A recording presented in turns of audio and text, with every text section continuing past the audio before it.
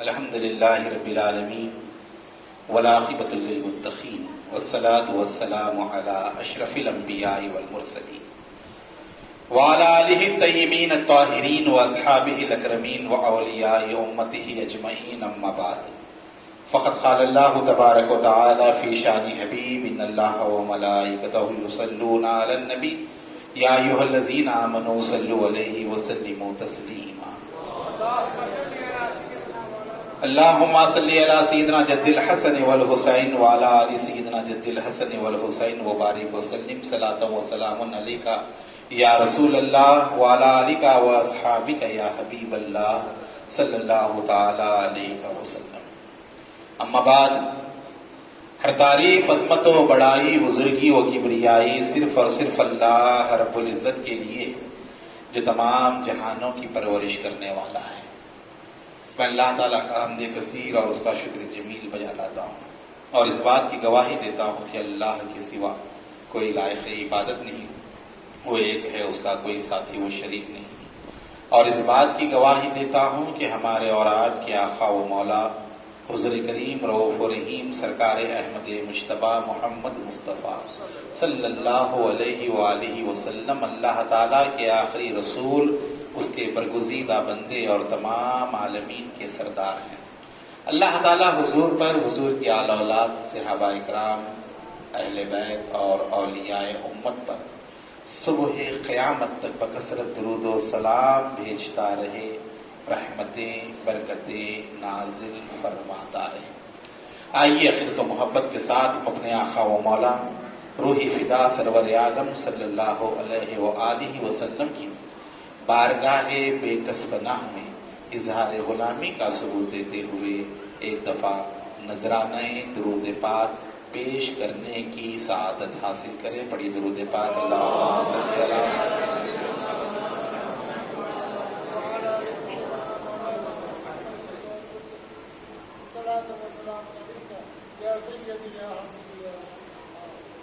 کیا ہنسی نام ولی ابن ولی لکھا ہے۔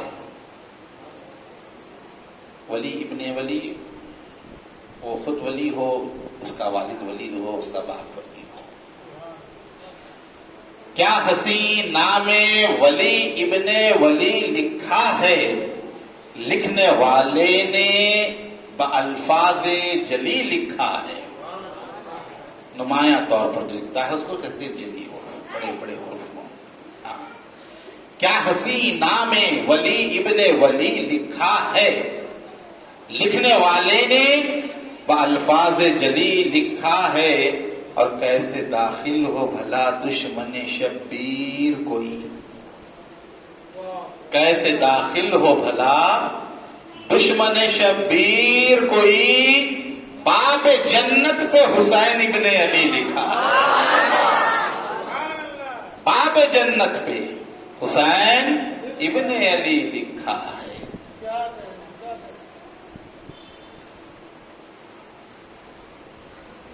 مجالس سیرت اہل بیت اور ذکر امام حسین، اس کے منعقد کرنے کا مقصد دلوں میں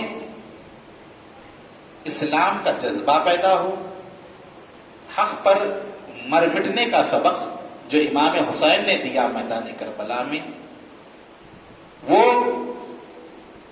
ہمارے شعور میں بیدار ہو۔ زندہ قومیں اپنے اسلاف کو نہیں بھولتی، اپنے بزرگوں کو نہیں بھولتی، اور جو قومیں اپنے بزرگوں کو بھول جاتی ہیں وہ زندہ نہیں رہتی۔ اپنی تاریخ کو چھوڑ دینے والے، اپنی تاریخ کو فراموش کرنے والے اور اپنے بزرگوں کی یاد کو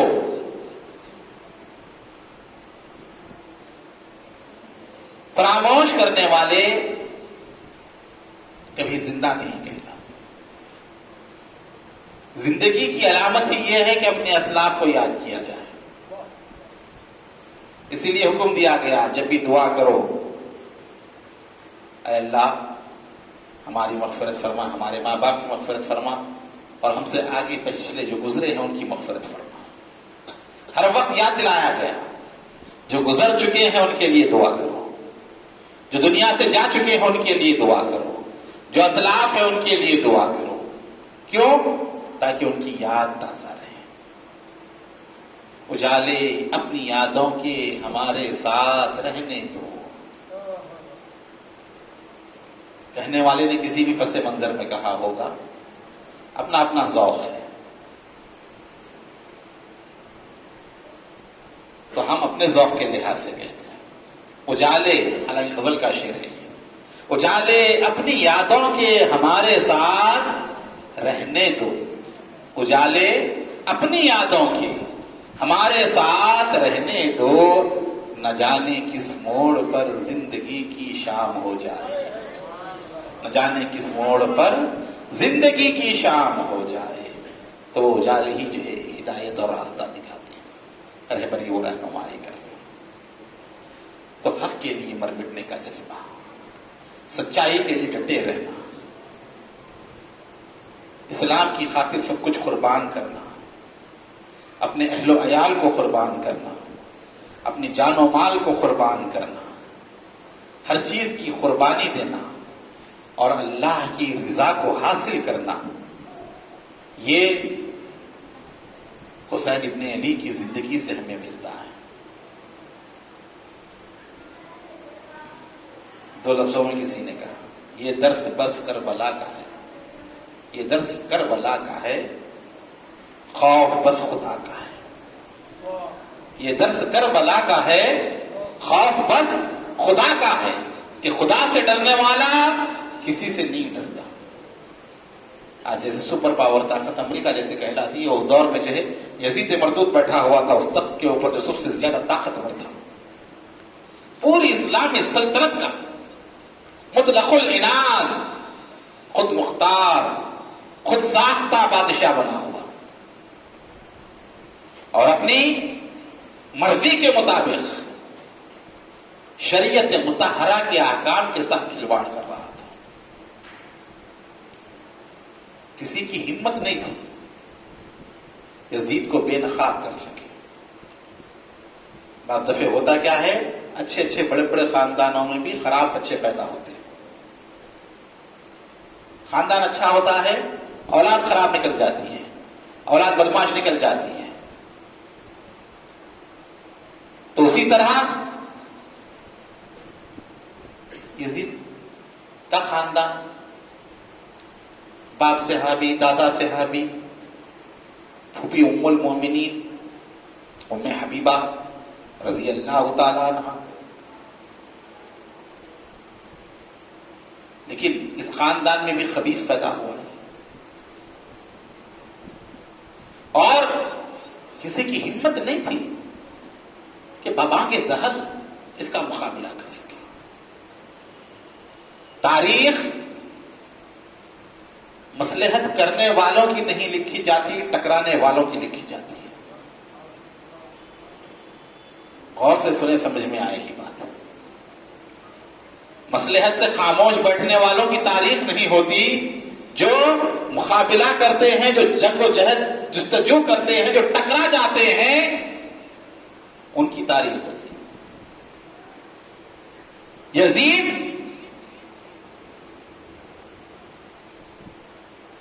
طاقت کو حق سمجھتا تھا.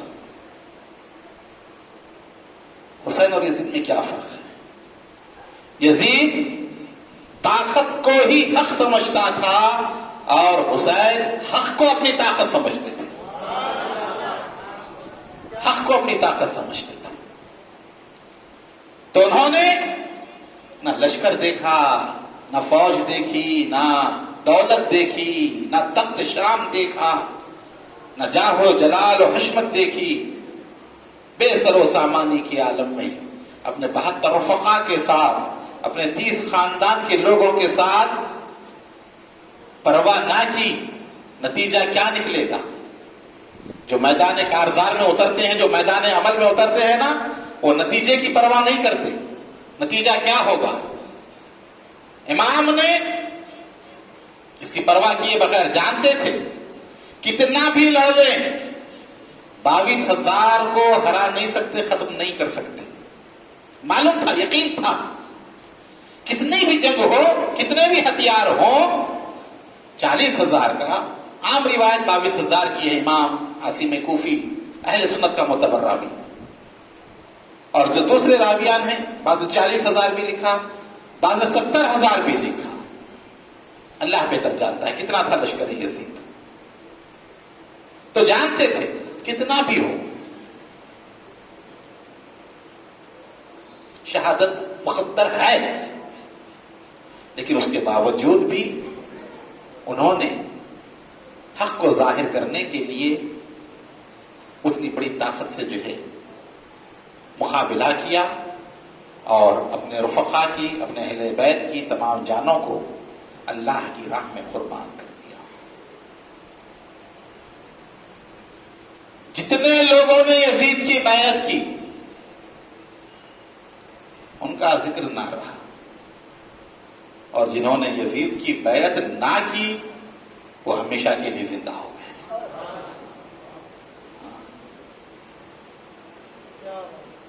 سوال یہ نہیں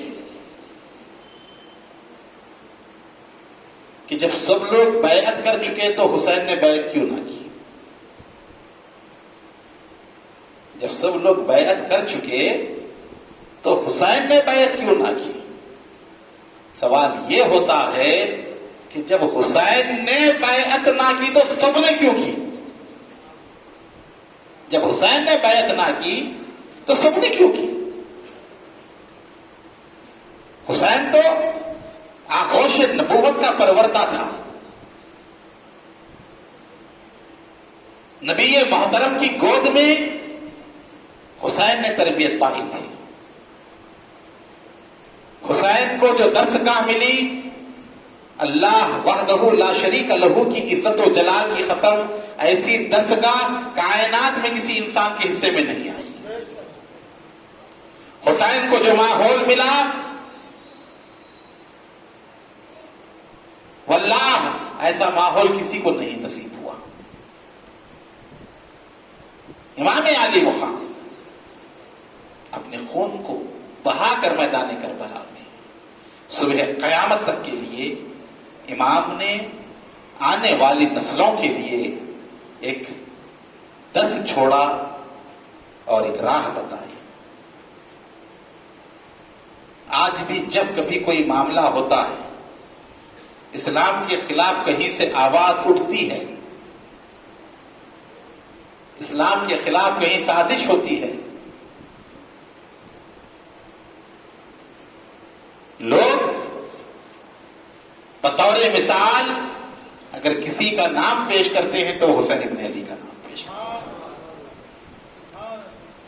دین کی حفاظت کے لیے کوئی اڑتا ہے، آج بھی اگر ہماری رگوں میں مسلم پرسنل لا کے لیے، شریعت مطہرہ کے لیے، اسلامی قانون کے لیے جو جذبات زندہ ہیں، مشرق سے لے کر مغرب تک، شمال سے لے کر جنوب تک، جہاں کہیں اسلام یا پیغمبر اسلام کے خلاف کوئی سازش کی جاتی ہے تو اس کے خلاف آج بھی پوری دنیا کے مسلمان کھڑے ہوتے ہیں۔ اسی جذبے کا نام حسین ابن علی ہے۔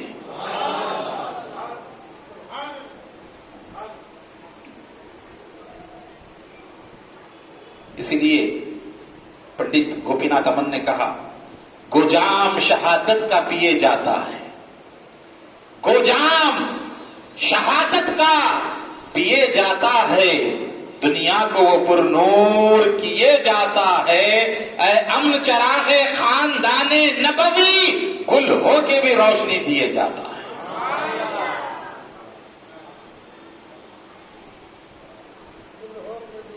گل ہو کے بھی روشنی دیے، وہ ہے چراغ خاندان نبوی۔ سیدھی زکار رہا ازل سے تا امروز، چراغ مصطفی سے شرار بولہبی۔ صرف تاریخ میں دو نام، صرف تاریخ میں دو نام، شبیر و یزید، صرف تاریخ میں دو نام، شبیر و یزید۔ زندگی اور کیا ہے حق و باطل کے سوا، زندگی اور کیا ہے حق و باطل کے سوا۔ اور کہا حق و باطل کا وہی مارے کہے عہد قدیم. مارے کا کہتے ہیں جنگ کو، عہد قدیم قدیم زمانے سے جو چلا آتا ہے. آج ہمارے معاملہ ایسا ہے اردو کا، اردو کی اشیاء کی جو تشریح کرنی پڑتی ہے مادری زبان ہونے کے باوجود بھی، چاہے کہ فارسی اور عربی الحفیظ علماء. تو کہا حق و باطل کا وہی مارے کہے عہد قدیم، گرم دنیا میں باندازہ جدید آج بھی ہے. غور کریے سمجھ میں آئے گا، مادری زبان میں. حق و باطل کا وہی مارے گئے عہد قدیم، گرم دنیا میں باندازہ جدید آج بھی ہے. فرق یہ ہے کہ نہیں عزم حسینی ورنہ، فرق یہ ہے کہ نہیں عزم حسینی ورنہ کربلا آج بھی ہے، فوج یزید آج بھی ہے. فرق کیا ہے کہ عزم حسینی نہیں.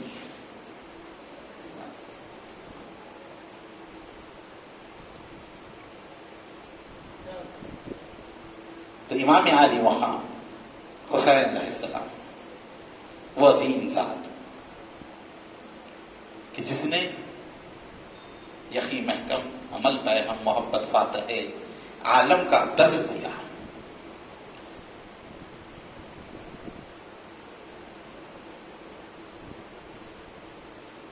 تین شعبان، بعد میں 4 شعبان، بعد میں 5 شعبان. اختلاف ہے، ولادت ہوئی آپ کی. امام علی مقام حسن مجتبی سے 11 مہینے 10 دن کے چھوٹے تھے.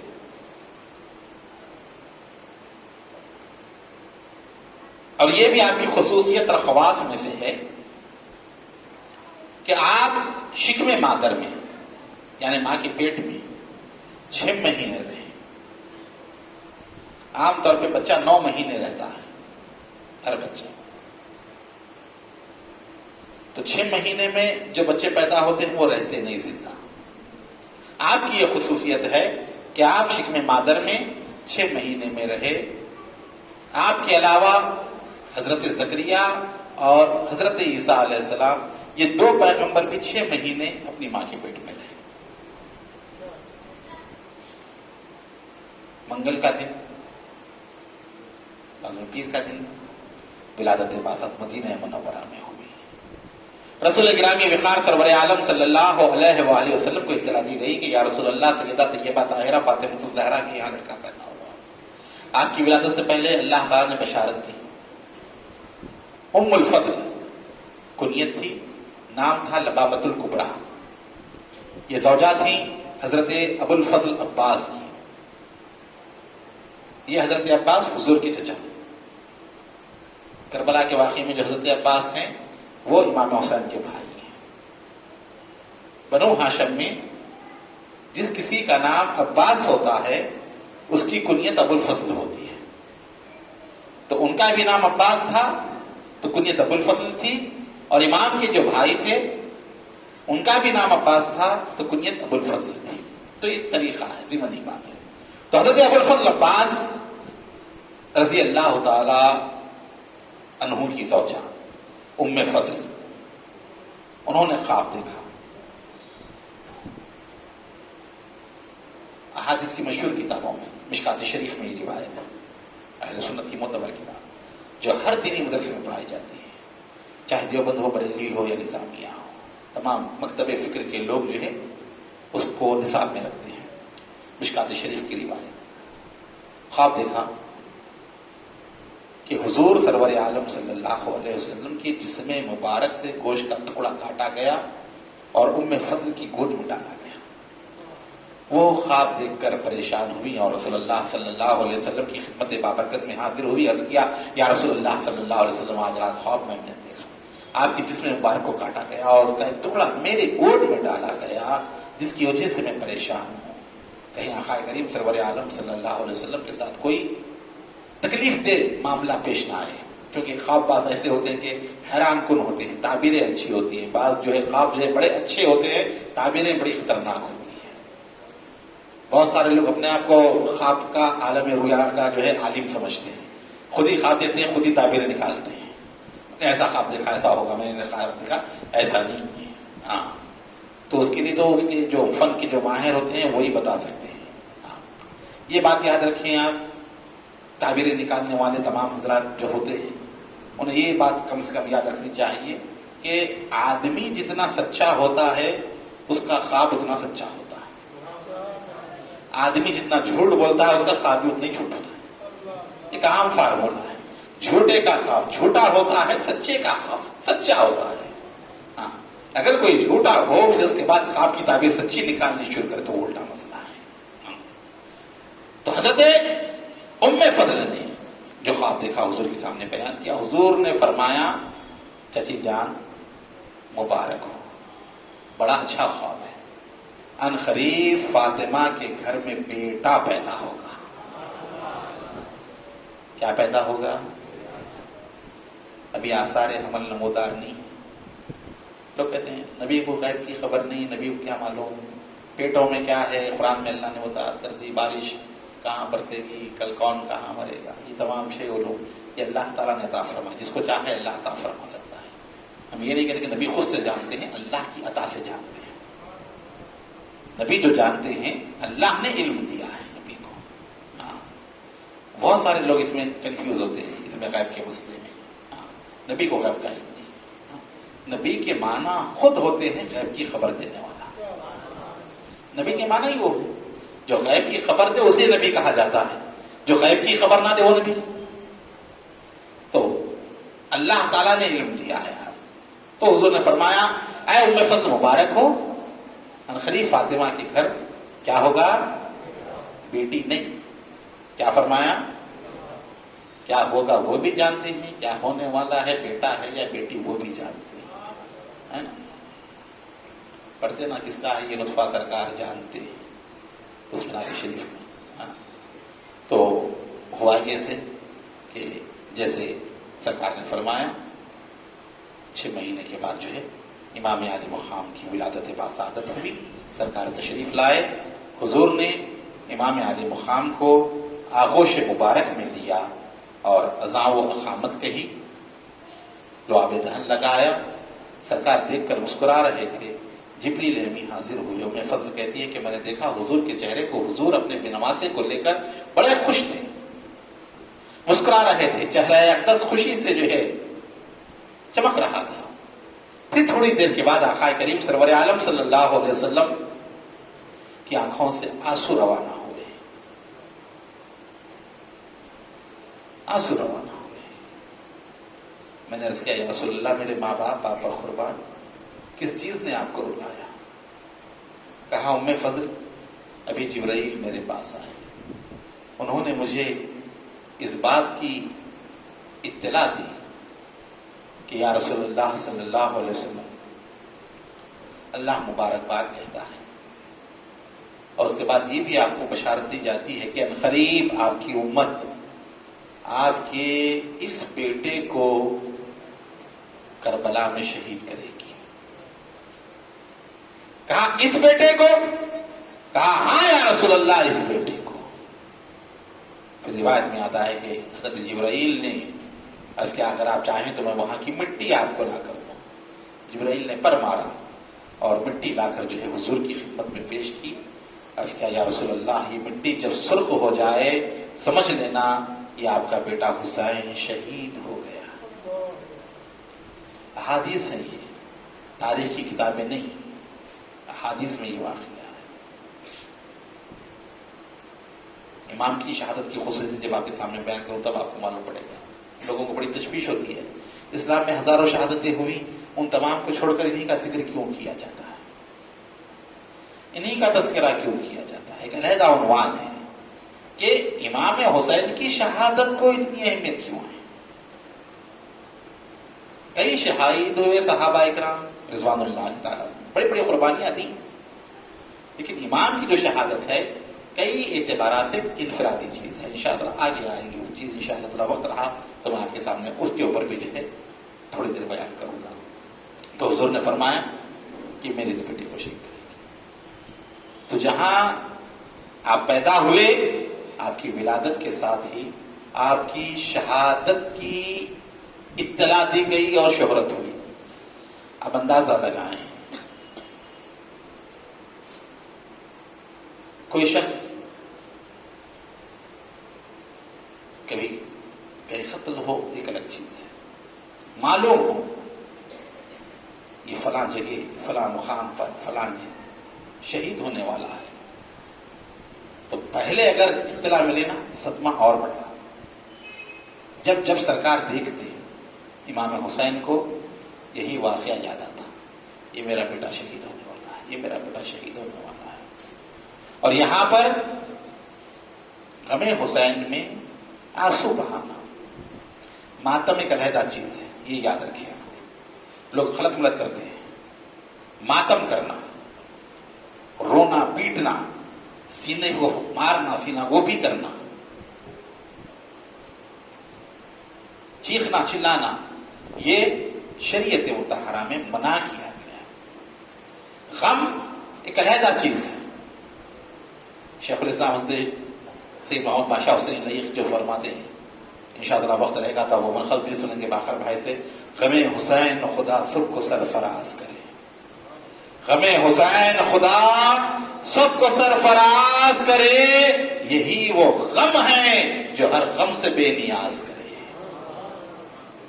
تو یہ ہے غم امام علی مقام کا. صرف شہادت کی اطلاع دی گئی، شہید نہیں ہوئے، بھوکے نہیں ہیں، پیاسے نہیں ہیں، کربلا نہیں گئے ہیں، بیان کیا جا رہا ہے. ابھی تو 50-60 سال کے بعد واقعہ ہونے والا ہے، 61 ہجری میں واقعہ ہونے والا ہے، 50 سال گزرنے کے بعد واقعہ ہونے والا ہے. صرف واقعے کو سن کر آقائے کریم سرور عالم نور مجسم فخر آدم و بنی آدم صلی اللہ علیہ وآلہ وسلم کی چشمان مبارک سے آنسو جاری ہو گئے. سرکار نے بتا دیا کہ میرے نوازے کی شہادت کو یاد کرنا یہ میری سنت مبارکہ ہے. غم حسین میں آنسو بہانا یہ مصطفیٰ کریم کی سنت ہے. جو غم حسین میں روتا ہے گویا وہ حضور کی سنت پر عمل کرتا ہے.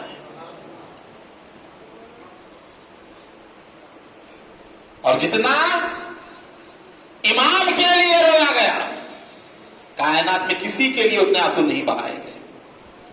آدم سے لے کر آج تک جتنی آنکھوں نے حسین کے لیے آنسو بہائے ہیں، کسی اور کے لیے آنسو نہیں بہائے.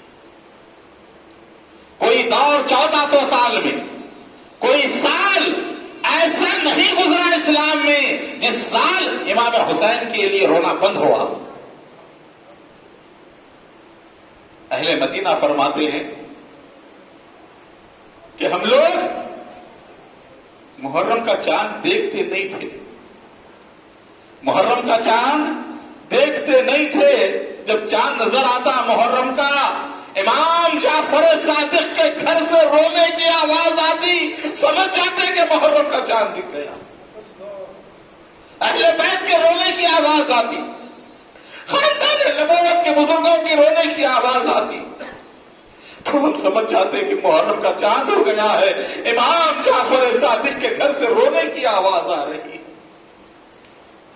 زین العابدین نے اپنی پوری زندگی امام کی یاد میں رو کر گزار دی. مغرب کا وقت ہوتا،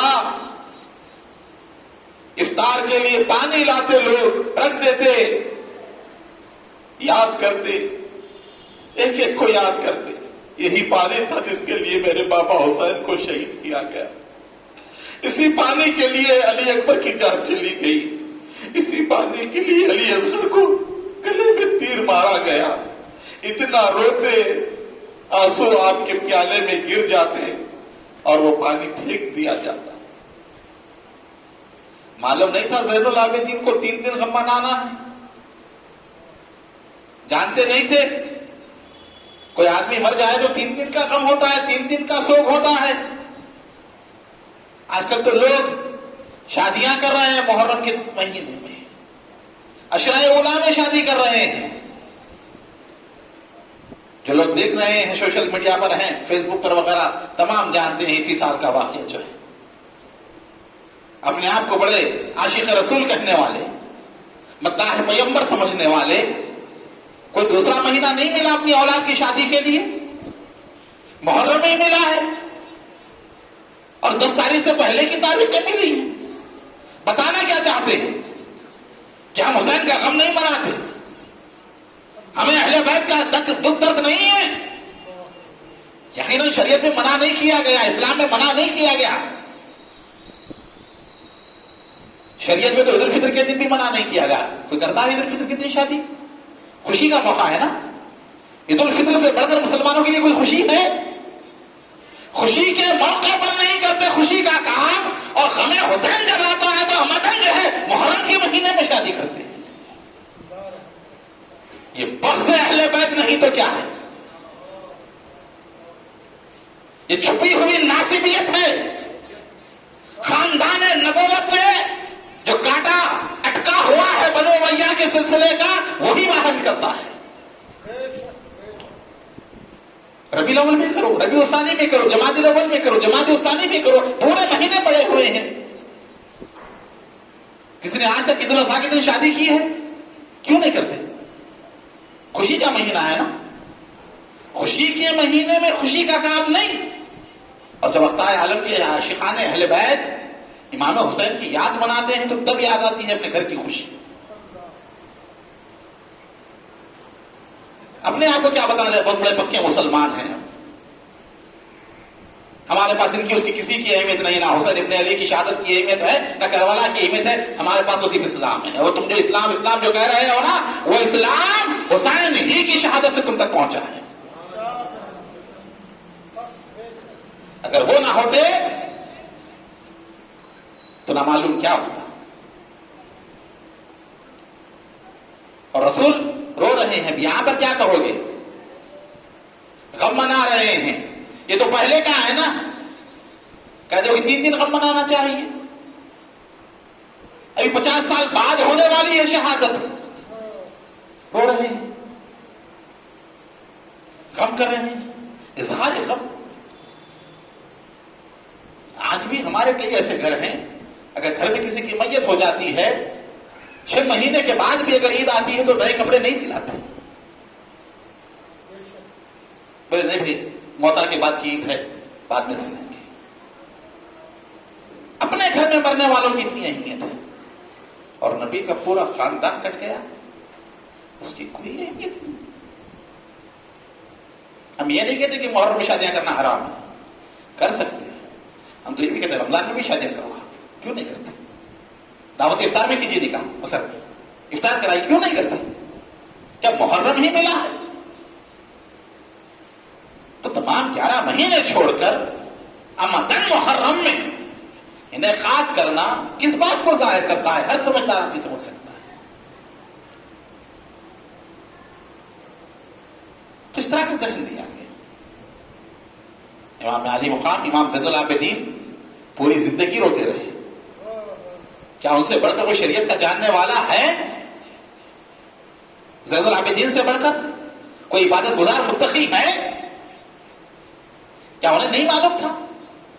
3 دن بابا کا غم مناتے، پھر 12 محرم سے جو ہے خوشیوں کا اظہار کرتے تھے۔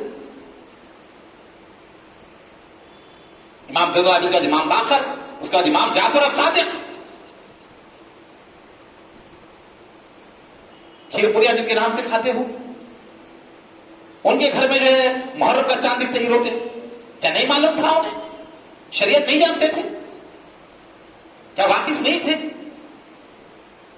ارے جس کے گھر میں قرآن نازل ہوا، جس کے گھر میں اسلام آیا، ان کی پاکی کا خدائے پاک کرتا ہے بیان، آیت تطہیر سے ظاہر ہے شان اہل بیت۔ ان کے گھر میں بے اجازت جبریل بھی آتے نہیں، خضر والے جانتے ہیں عزت شان اہل بیت۔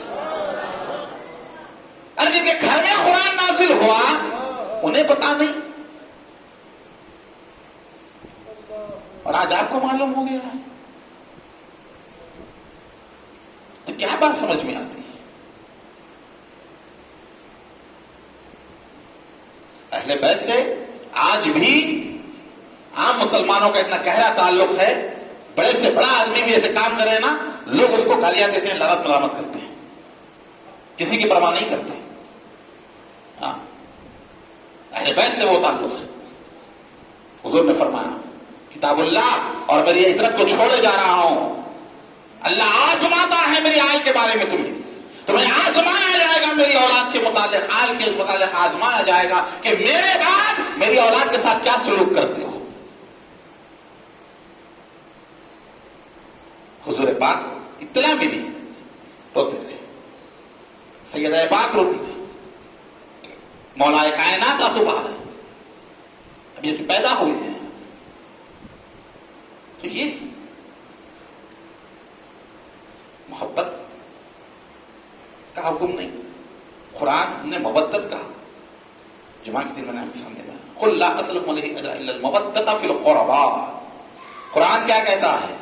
اے حبیبہ فرما دیجئے، تو مکمل تقریر ہوتی ہے اس کے اوپر ایک مودت اہل بیت پر.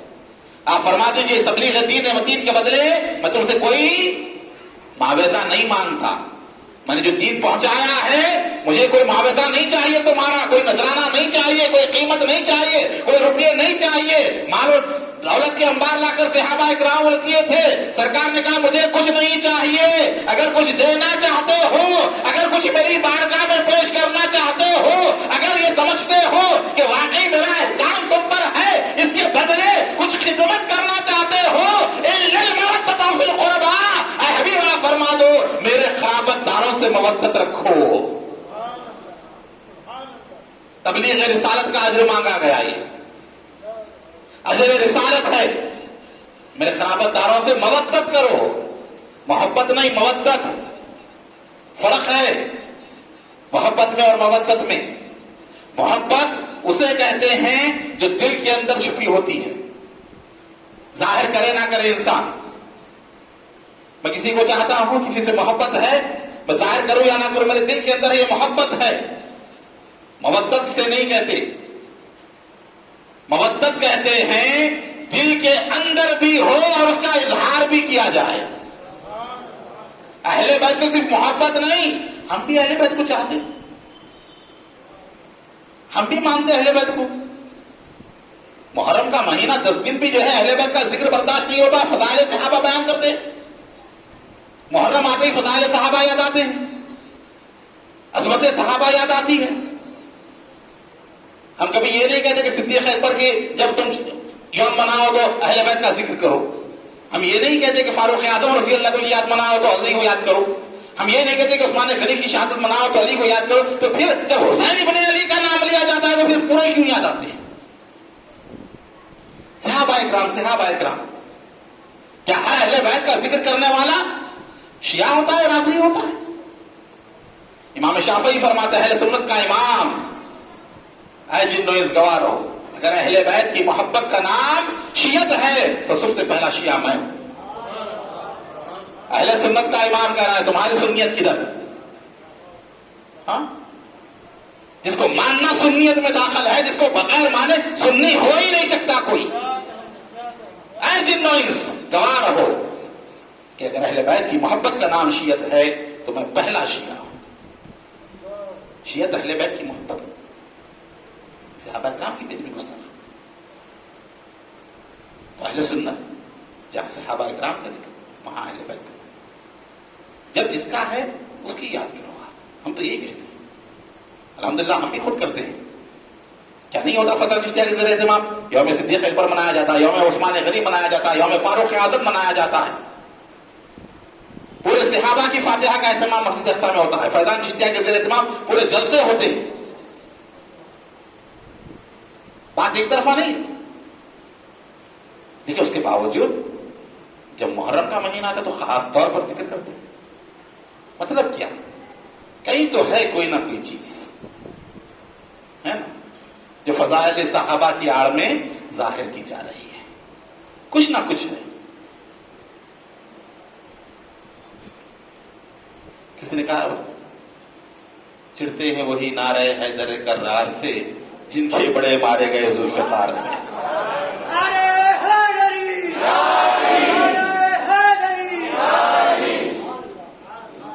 کچھ نہ کچھ ہے. ہاں، وہ ذوالفقار کہیں بھی آ جاتے ہیں. ذوالفقار ہے. تو ذوالفقار کا اثر ہے، جس طرح جو ہے یہ ظاہر ہو رہی ہے تلواریں. تو امام کی یاد لوگ مناتے ہی 10 دن، اس کے بعد کوئی کرتا بھی نہیں ہوتا اہتمام. اب اتنے جمع ہیں آپ، اس کے بعد 10 دن کے بعد دیکھیے آپ ہفتے والی اجتماع میں بلائے تو بھی نہیں آتے. تو یہ محبت ہے، محبت نہیں بلکہ مودت ہے، اظہار ہے. چاہتے ہیں اہل بیت کو، اسی لیے بیٹھے ہوئے ہیں. بجھی ہے شمع اور محفل سے پروانے نہیں جاتے. تو یہ مودت ہے، اہل بیت اطہار کی چاہت ہے. واجد شیخ صاحب نے میرے سامنے کہا، بولے ایسا بولے اللہ کا فضل و کرم. اب تو جو ہے پہلے پوسٹر چھپاتے تھے، اخبارات میں نیوز ڈالتے تھے. شروع میں ایسا ہوتا تھا، بچے پورے جو ہے پوسٹر لگاتے تھے، 10 روزہ مجالس سے سیرت اہل بیت وغیرہ پورے ان کے لیے. پھر اس کے بعد جو ہے اخبارات میں روزانہ نیوز ڈالتے تھے. اب تو جو ہے ایک پوسٹر نہیں چھپ رہا ہے، ایک اسٹیکر نہیں چھپ رہا. خود بخود لوگ جانتے ہیں یہ بےتاب روحیں ہیں جو اپنی غذا کی تلاش میں آتی ہیں.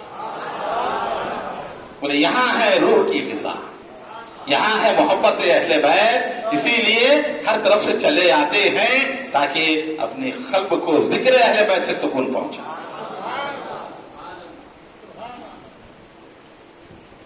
تو یہ اہتمام خود اس لیے ہے. ہم خود جو ذکر کرتے ہیں، بیان کرتے ہیں، ہمارا مقصد خود یہی ہے کہ پنجتن پاک کی ایک نگاہ کرم اگر ہو جائے تو ہماری بیڑا پار ہو جائے گا. سمجھے؟ میں تو اچھا نہیں، اچھوں سے ہے نسبت میری. تو یہ چیز ہے.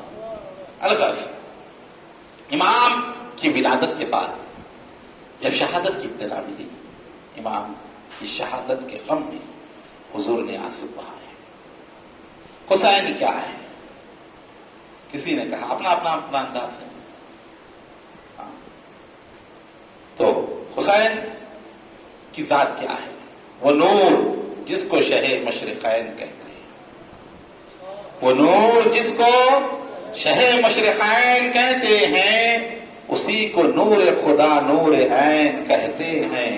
بکھر گیا تو وہی نور کائنات بنا، سمٹ گیا تو اسی کو حسین کہتے ہیں. سمٹ گیا تو اسی کو نہ پوچھ کیسے کوئی شہ مشرقین بنا. حسین کیسے بنتا ہے؟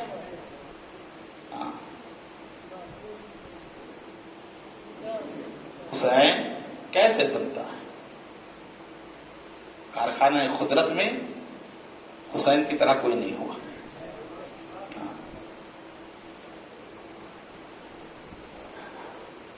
یزید انسان اپنی مرضی سے بنتا ہے، لیکن حسین وہ ہے جسے خدا بناتا ہے.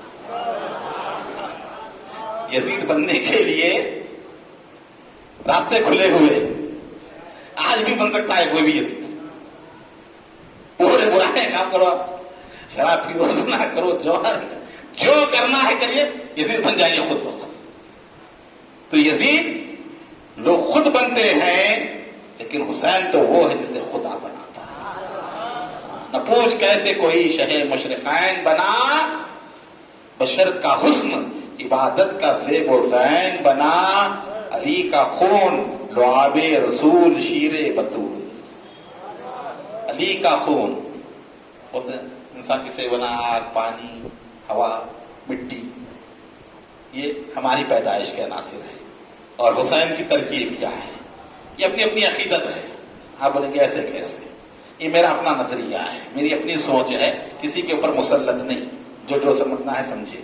تو ہم کہتے ہیں، ہم سمجھتے ہیں کہ نہ پوچھ کیسے کوئی شہ مشرقین بنا، بشر کا حسن عبادت کا زیب و زین بنا. علی کا خون لعاب رسول شیر بطول. ملے ہیں جب یہ عناصر تو پھر حسین بنا. ملے ہیں جب یہ عناصر تو پھر، زور سے کہو. زور سے کہنے سے کیا ہے؟ جذبات کا اظہار ہوتا ہے اور مودت کا اظہار ہوتا ہے. پھر اس کے بعد کہا کہ امام علی مقام حسین حضور کے ساتھ رہے 7 سال 7 مہینے 7 دن، اتنی صحبت. 1 سیکنڈ کی صحبت بھی اگر کسی مل جائے نا، وہ اتنا بلند و بالا ہوتا ہے کہ بعد والا پوری زندگی نماز روزے قرآن پڑھتا رہے، اس کی مقام کو نہیں پہنچ سکتا. بولتے ہیں ایک صحابی 1 سیکنڈ کسی نے زیارت کر لی حضور کی، بعد والا پوری زندگی حج کرتا رہے، خانہ کعبہ میں جا کر حجر اسود کے پاس بیٹھ کر نمازیں پڑھتا رہے، ذکر کرتا رہے، کچھ بھی کرے، صحابی کے ادنا صحابی کے درجے کو نہیں پہنچ سکتا. تو 1 سیکنڈ اتنی قیمتی حضور کی صحبت. اور حسین کو 7 سال 7 مہینے 7 دن اللہ تعالیٰ نے حضور کے ساتھ جو ہے حیرت انگیز واقعات ان ایام میں جو ہوئی. وقت ہو چکا ہے مجلس کے اختتام کا، اور عموماً ایسا ہوتا ہے کہ اتوار کے دن چھٹی ہوتی ہے تو یہاں بھی لوگ تاخیر سے ہی آتے ہیں. برسا برس کا تجربہ ہے، روزانہ جلدی آ جاتے ہیں، کاروبار رہتے ہیں، کاروبار سے جو ہے فوراً جب چھٹی ہوتی ہے تو خصوصاً جو ہے اس دن تاخیر سے. تو مجلس میں جو ہے تاخیر سے شروع، میں اتنا سوچا تھا بیان کرنے کے لیے، اس میں سے چوتھائی بھی بیان نہیں ہوا آج کی مجلس کا. تو امام عالی مقام کے فضائل، امام کے متعلق رسول نے کیا کہا، یہ یاد رکھیں آپ. جب کبھی امام کا ذکر کیا جائے، امام کو دیکھیں، امام کو سنیں، امام کو سمجھیں، تو صرف اس لحاظ سے کہ حضور سے ان کی جو نسبت ہے اس کو سامنے رکھنا. یہی بات سمجھ نہیں ہے. امام حسین کا جب ذکر کیا جائے، امام کے جب فضائل بیان کیے جائیں، صرف ایک ہی بات ذہن میں رکھنا کہ ان سے حضور کی نسبت کیسی ہے. تقابل نہیں کرنا کسی سے، مقابلہ نہیں کرنا کسی سے، انہوں ایسے انہوں ایسے نہیں. ہاں حسین حسین ہے، حسین کا معاملہ حضور کی نسبت کی وجہ سے ہے، نواسہ رسول ہے، جگر گوشہ رسول ہے، رسول اللہ کے شہزادے ہیں، رسول اللہ کے فرزند ہیں. اس نسبت سے اگر حسین کو پڑھو گے تو حسین سمجھ میں آئے گا. وہ بھی صحابی تھے، کم سن صحابی تھے، ان کو زیادہ وقت نہیں ملا.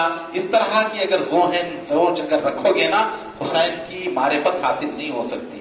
حضرت امام حسن مجتبیٰ نے فرمایا کسی شخص کو اس کا عمل آل محمد کی معرفت کے بغیر فائدہ نہیں دیتا. کوئی عمل کر لے انسان، حدیث پاک رسول اللہ نے فرمایا ہے جب تک آل محمد کی معرفت پہچان نہیں ہوگی کسی کو اس کا کوئی عمل فائدہ دینے والا نہیں. تمام اعمال اللہ کی بارگاہ میں قبول ہوتے ہیں تو معرفت آل محمد سے ہوتے ہیں. اسی لیے آل محمد کی معرفت ضروری ہے، اور یہ مجالس اسی لیے رکھا جاتا ہے تاکہ معرفت آل محمد آپ کو حاصل ہو. آل محمد ہیں کیا، ان کی شان، ان کی عظمت، ان کی بزرگی اللہ تعالیٰ نے کس درجہ رکھی ہے. ان کی محبت کے بغیر کوئی عمل نہیں، تمام اعمال کام آتے ہیں. حسین تو حسین ہے. ایک مرتبہ آقا کریم سرور عالم صلی اللہ علیہ وسلم گلی سے گزر رہے تھے، صحابہ اکرام کے ساتھ جا رہے تھے، راستے سے گزر رہے تھے. مدینے کے ایک میدان میں آقا کریم کھڑے ہو جاتے ہیں.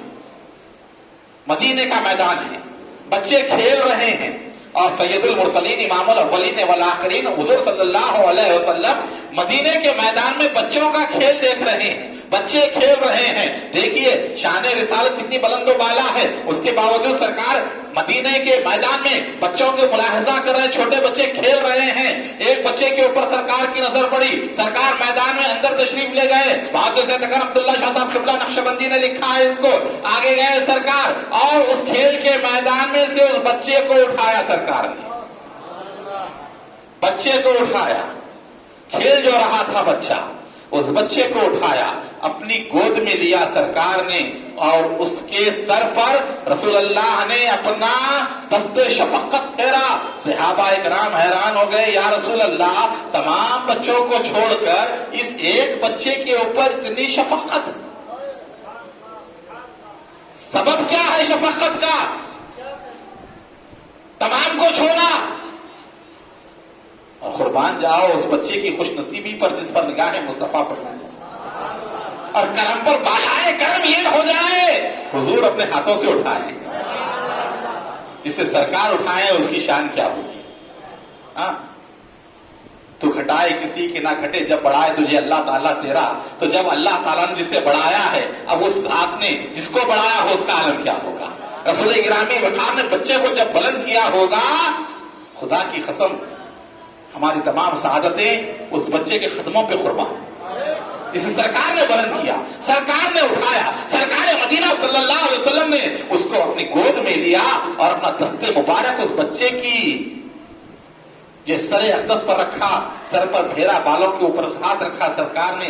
صحابہ نے عرض کی یا رسول اللہ، اتنی بے پناہ شفقتیں، محبتیں اور اتنی عنایتیں، نوازشیں، کرم نوازیاں کیوں ہو رہی ہیں اس کے اوپر؟ آقا نے کیا فرمایا؟ سنو، ایک مرتبہ یہ بچہ میرے حسین کے ساتھ کھیل رہا تھا۔ کیا کر رہا تھا؟ نماز نہیں پڑھ رہا تھا، روزے نہیں رکھے، حج کو نہیں گیا، جہاد میں نہیں گیا، لڑنے کے لیے نہیں گیا، بھوکا نہیں رہا، پیاسا نہیں رہا، دل بہلا رہا تھا، حسین کے ساتھ کھیل رہا تھا۔ اے صحابہ سنو، جب سے میں نے اسے دیکھا ہے اس کی محبت میرے دل میں بیٹھ گئی ہے، اس کی محبت۔